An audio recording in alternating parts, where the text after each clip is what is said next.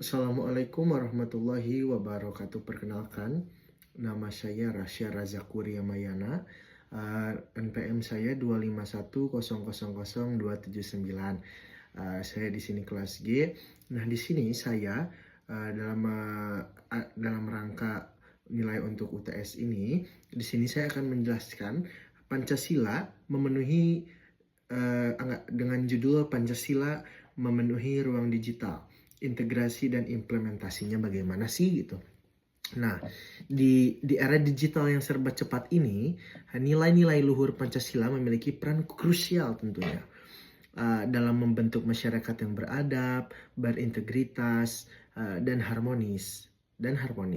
Presentasi ini akan mengupas tuntas bagaimana sih Pancasila dapat diintegrasikan dan diimplementasikan secara efektif di ruang digital ini, memastikan bahwa kemajuan teknologi sejalan dengan prinsip-prinsip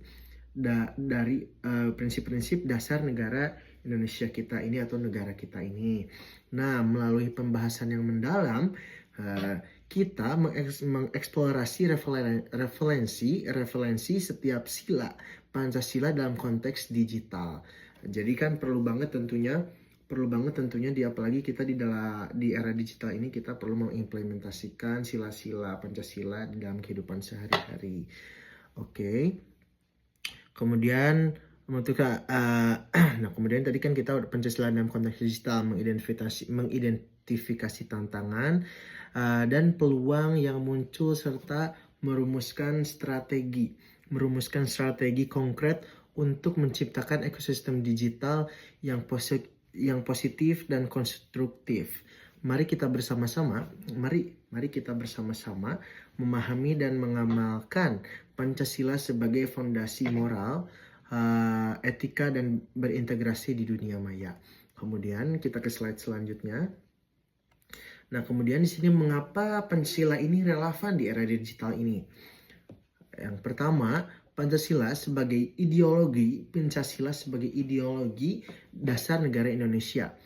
Bukan hanya relevan tetapi esensial di era digital. Kecepatan informasi dan interaksi tanpa batas di dunia maya membawa tantangan baru. Jadi semakin canggihnya di dunia maya ini, semakin mudahnya akses informasi juga, semakin ini yang bisa semakin membawa tantangan baru terhadap nilai-nilai kebangsaan. Oke. Kemudian di sini juga Pancasila berfungsi sebagai kompas moral dan etika, membimbing setiap individu dalam menggunakan teknologi secara bertanggung jawab dan produktif. Tanpa fondasi yang kuat ini, ruang digital ini berisiko menjadi arena penyebaran hoax, ujaran kebencian, dan perpecahan. Oleh karena itu, internalisasi dan implementasi Pancasila di ruang digital adalah keniscayaan untuk menjaga persatuan, keberagaman, dan kemajuan bangsa di tengah gempuran arus globalisasi ini. Nah, kemudian apa aja sih yang disimpulkan dalam slide di sini? Yang pertama itu ada kompas moral. Jadi kompas moral itu adalah memberikan arah etika dalam berinteraksi di dunia maya. Jadi ini poin-poin yang harus dicatat. Kemudian yang kedua ada perekat bangsa, menjaga persatuan di tengah perbedaan, pandangan digital. Kemudian yang ketiga banteng ketahanan. Banteng ketahanan di sini melindungi dari dampak negatif informasi dan budaya asing. Kemudian yang keempat adalah landasan kemajuan, yang dimana landasan kemajuan ini mendorong pemanfaatan teknologi untuk kebaikan bersama. Kita lanjut ke slide berikutnya. Tantangan dan peluang implementasi Pancasila di ruang digital. Nah, jadi semakin majunya teknologi, semakin banyaknya juga tantangan dan peluangnya itu apa aja. Nah, kemudian yang di sini kita lihat dari slide-slide berikutnya ini, yang pertama itu tantangannya itu adalah penyebaran hoax, yang dimana penyebaran hoax ini sangat cepat dan sangat mudah juga dicernanya. Jadi oleh karena itu kita harus menganalisis lagi, kita benar gak sih sumber ini tuh terpercaya atau tidak gitu. Jadi jangan boleh ditelan mentah-mentah. penyebaran hoax dan disinformasi yang masif. Yang kedua itu ujaran kebencian dan polarisasi masyarakat. Yang ketiga pelanggaran privasi dan keamanan data. Yang keempat kesenjangan digital antar wilayah dan kelompok masyarakat. Yang kelima degradasi moral dan etika dalam berinteraksi online. Yang keenam, terganggunya nilai-nilai kearifan lokal oleh budaya asing. Nah, ini adalah 6 tantangannya.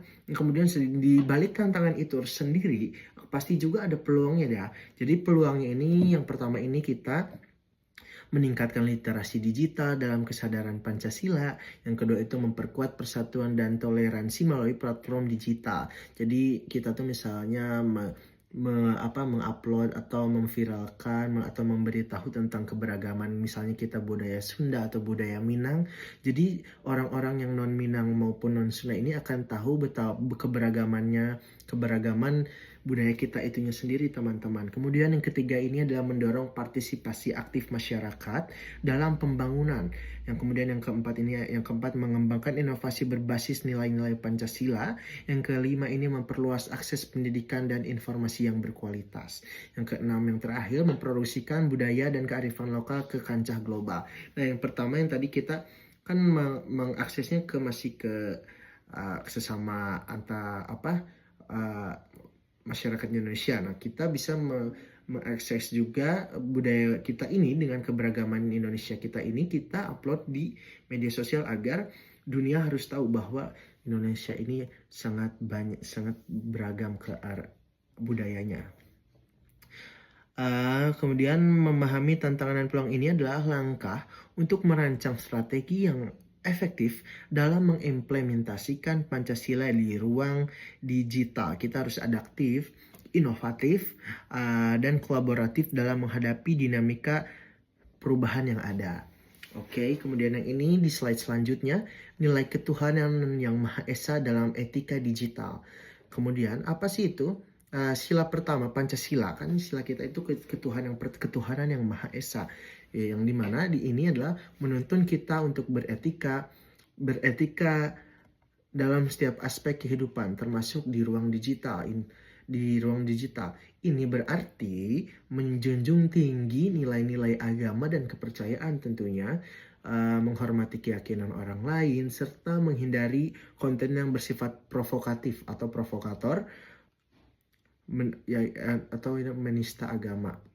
Kemudian di ruang digital, nilai ketuhanan yang Maha Esa mengajarkan kita untuk menyebarkan kebaikan, kejujuran, dan toleransi. Atau di setiap unggahan, komentar dan interaksi harus dilandasi oleh kesadaran akan nilai-nilai spiritual dan moral. Nah, poin penting dari slide yang saya tadi bacakan itu ada 2, yang dimana poin pentingnya itu toleransi beragama. Toleransi beragama ini yaitu menghargai perbedaan keyakinan dan menghindari konten diskriminatif kalau di dalam literasi digital. Nah, kalau perbedaan toleransi beragama sebenarnya masih banyak, tetapi di sini adalah literasi digital. Nah, kemudian poin yang kedua itu adalah integritas digital. Integritas digital mengedepankan kejujuran dan kebenaran dalam berbagai informasi. Jadi kita harus mengedepankan kejujuran. Nah, kemudian dengan demikian ruang digital dapat menjadi wadah yang kondusif untuk mempererat tali persaudaraan antar umat beragama, alih-alih menjadi pemicu konflik. Nah, begitu. Kemudian kita lanjut ke slide berikutnya, yang dimana kemanusiaan yang adil dan beradab, toleransi dan inklusi online. Apa sih ini? Yang pernah di sila kedua ini, kemanusiaan yang adil dan beradab menekankan pentingnya perlakuan setara, adil, dan manusiawi terhadap setiap individu di ruang digital. Ini mencakup sikap toleransi, inklusi, dan penghargaan terhadap harkat martabat manusia tanpa memandang latar belakang. Nah, kemudian kita harus melawan segala untuk diskriminasi, ujaran kebencian, dan perundungan cyber. Jadi perundungan itu bukan di dalam lingkungan fisik saja, tetapi di digital ini juga ada perundungan. Jadi setiap individu berhak merasa aman dan dihargai saat berinteraksi di dunia maya, sesuai dengan prinsip kemanusiaan yang beradab. Kemudian implementasinya diwujudkan melalui anti diskriminasi, tidak menyebarkan atau mendukung konten yang merendahkan suku, agama, ras, dan antar golongan atau SARA. Yang kemudian kedua itu antar perundungan cyber, melindungi diri dari orang lain, dan tindakan perundungan atau pelecehan online. Jadi pelecehan itu bukan dari kita ketemu secara langsung, tetapi bisa dilakukan di era digital ini. Kemudian empati digital, memahami bahwa di balik setiap akun ada manusia yang dengan perasaan dan pengalaman yang beragam. Nah, kemudian yang keempat itu ada inklusi digital. Inklusi digital memastikan akses dan partisipasi yang setara bagi manusia termasuk penyandang disabilitas, teman-teman. Nah, kemudian dengan menerapkan sila ini, kita menciptakan ruang digital yang ramah, aman, dan memperdayakan bagi semua pihak. Nah, kemudian kita lanjut ke slide berikutnya. Kemudian di sini ada Persatuan Indonesia, yang dimana Persatuan Indonesia ini membangun kebersamaan di dunia maya. Nah, Persatuan Indonesia adalah fondasi yang kokoh yang harus dijaga di ruang digital. Sila ketiga ini mengajak kita untuk mengutamakan kepentingan bangsa di atas kepentingan pribadi atau golongan, serta memperkuat rasa kebersamaan dan Bhinneka Tunggal Ika. Di dunia maya, di mana batas geografis menjadi kabur, potensi perpecahan karena perbedaan pandangan sangat tinggi. Oleh karena itu, membangun narasi positif yang memperkuat persatuan adalah tugas kita bersama. Kemudian yang bisa diambil dari slide di sini itu ada dua. Narasi yang pertama itu ada narasi positif, mempromosikan konten yang menguatkan rasa kebangsaan dan toleransi. Yang kedua itu adalah Bhinneka Tunggal Ika, yaitu semboyan kita tentunya, merayakan keberagaman budaya dan identitas Indonesia di platform digital. Kemudian dengan semangat persatuan, ruang digital dapat menjadi alat efektif memperkuat identitas nasional, mempromosikan pariwisata, dan memperkenalkan kebudayaan Indonesia di mata dunia ini. Dengan keberagaman ini, kita seharusnya memposting atau keberagaman Indonesia di negara lain tidak ada. Nah, oleh karena itu, Indonesia akan menjadi satu pandang atau bagus lah intinya. Kemudian di slide berikutnya, kerakyatan yang dipimpin oleh hikmat kebijaksanaan dalam permusyawaratan perwakilan, yang itu partisipasi publik digital, teman-teman. Nah, jadi partisipasi digital ini apa sih? Dari sila keempat ini, sila keempat Pancasila, landasan yang bagi partisipasi publik, demokratis, dan bijaksana di ruang digital. Prinsip musyawarah mufakat harus dikedepankan, tercermin dalam setiap diskusi, dalam pengambilan keputusan online, menghindari polarisasi ekstrim, dan mengedepankan solusi bersama.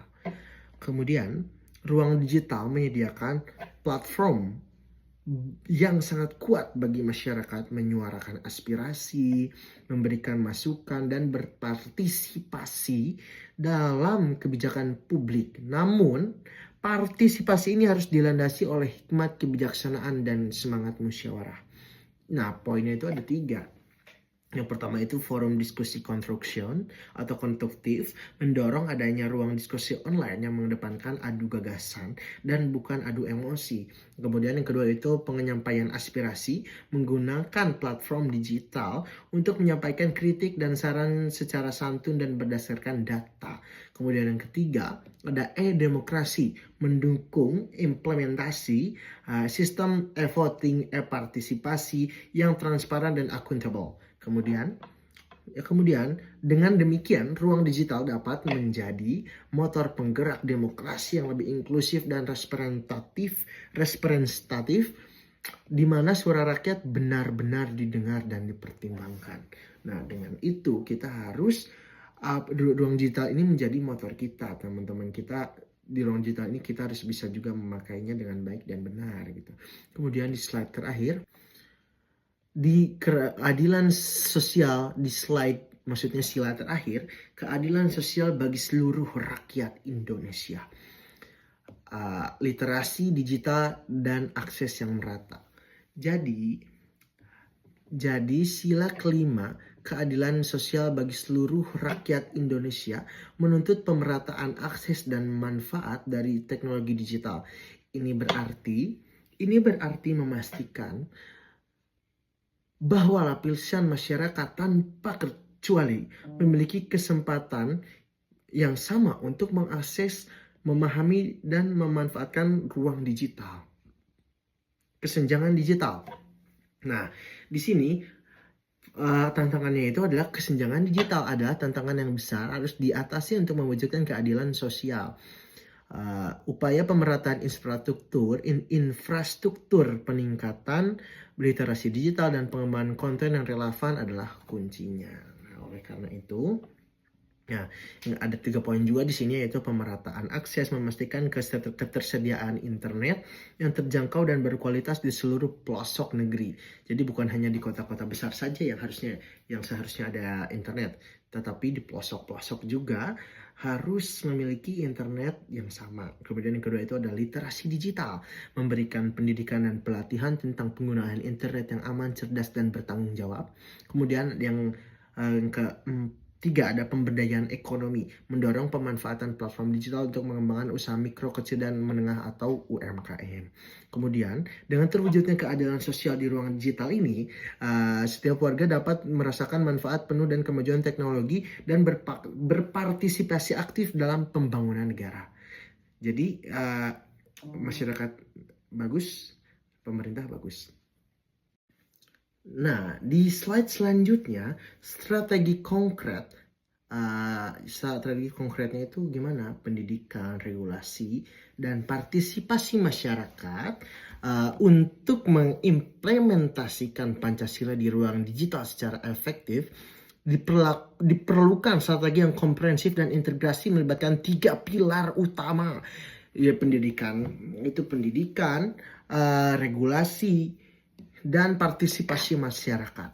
Kemudian di sini ada pendidikan digital Pancasila mengintegrasikan nilai-nilai Pancasila ke dalam kurikulum pendidikan digital formal dan non formal. Kemudian yang kedua ada inovasi berbasis nilai, mendorong pengembangan teknologi dan platform yang sejalan dengan nilai-nilai Pancasila. Kemudian yang ketiga ada regulasi adaptif, merumuskan dan menegakkan regulasi yang melindungi masyarakat dari dampak negatif digital sekaligus mendorong inovasinya tentunya. Kemudian yang kedua, selanjutnya partisipasi aktif masyarakat, mendorong setiap individu dan komunitas untuk menjadi agen perubahan positif dan ruang digital. Kemudian yang selanjutnya, kolaborasi multi pihak melibatkan pemerintah, akademisi, industri, dan masyarakat sipil dalam menciptakan ekosistem di digital Pancasila ini. Dengan peningkatan multi pihak ini kita dapat menciptakan ruang digital tidak hanya canggih tetapi juga beradab dan berkeadilan sesuai dengan cita-cita Pancasila. Kemudian yang slide terakhir atau selanjutnya, masa depan Pancasila di ruang digital, harapan dan aksi nyata. Masa depan Pancasila di ruang digital ini adalah tanggung jawab kita bersama. Harapan untuk menciptakan ekosistem digital yang sehat dan produktif akan terwujud melalui aksi nyata dari setiap elemen bangsa. Gitu ya. Kemudian, mari berkomitmen untuk menjaga warga negara digital yang Pancasilais yang senantiasa menyebarkan kebaikan, memperkuat persatuan, dan menjunjung tinggi nilai kemanusiaan di setiap interaksi online. Pancasila bukan sekedar teori, melainkan panduan praktis untuk berkehidupan di ruang digital. Ia menjadi cerminan identitas bangsa yang harus terus kita jaga dan lestarikan tentunya teman-teman. Kemudian, aksi apa aja yang harus kita lakukan? Kemudian, aksi nyatanya itu apa gitu? Dari tadi saya jelaskan panjang lebar. Nah, kemudian di sini aksi nyatanya itu apa? Nah, kemudian yang pertama itu adalah jadilah penyaring informasi yang cerdas. Yang kedua, berperilaku santun dan hormat di dunia maya. Yang ketiga, laporkan konten negatif atau ujaran kebencian. Yang keempat, promosikan konten positif dan inspiratif. Kemudian yang kelima, Ajarkan etika digital Pancasila kepada generasi muda, tentunya kepada adik-adik kita atau keponakan kita. Pokoknya ajarin yang baik betul melalui literasi digital ini. Dengan demikian, Pancasila akan terus hidup relevan dan menjadi pedoman bagi kemajuan Indonesia di era digital ini.